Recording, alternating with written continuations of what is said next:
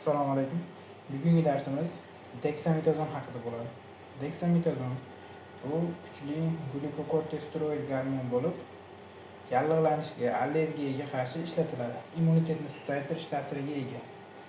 Xo'p, buni turli xil ishlatish usullari bor.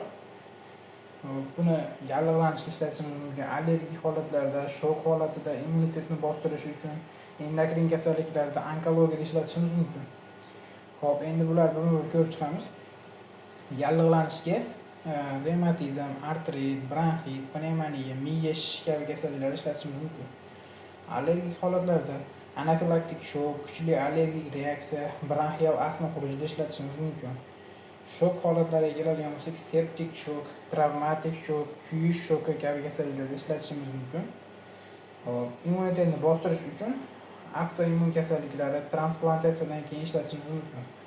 Endokrin kasalliklariga kelsak, buyrak usti bezlari yetishmovchiligi, ya'ni Addison kasalligiga ishlatishimiz ham mumkin. Endi bu Addison kasalligi shu buyrak usti bezlarining yetishmovchiligi deb qarasak bo'laveradi. Onkologiya, miya o'smalari shishida, kimyoterapiyada qusishga qarshi ishlatishimiz mumkin buni.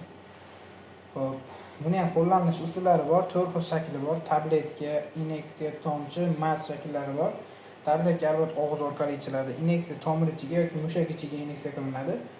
Tomchini ko'zga qo'yishimiz mumkin.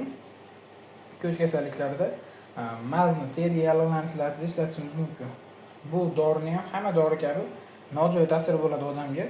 Endi bu nojo'ya ta'sirlari qandli diabetni kuchaytirib yuboradi, qon bosimini oshirib yuboradi, oshqozon yarasini keltirib chiqaradi, immunitetni pasaytiradi, semirish, ya'ni yuz do'mboqligini olib keladi. Uzoq muddatda buyrak usti bezlarining susayishiga olib kelishi mumkin.